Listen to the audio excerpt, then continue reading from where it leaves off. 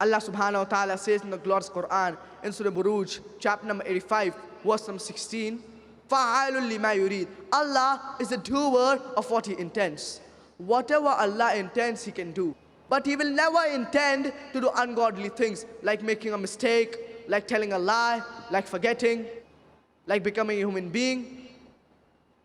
Therefore, Allah subhanahu wa ta'ala says in the glorious Quran, Inna Allaha ala kulli shayin qadir. For verily Allah hath power over all things. Allah subhanahu wa ta'ala says in the glorious Quran, in Surah Baqarah, chapter number 2, verse number 18. Summum bukmun umyun fahum la yarji'un. The deaf, the dumb, the blind, they will never return to the straight path.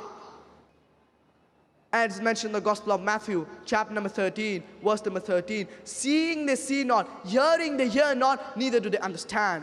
It is mentioned in Rig Ved, book number 10, hymn number 71, mantra number 4. Some see the word, yet they see it not. Others hear the word, yet they hear it not.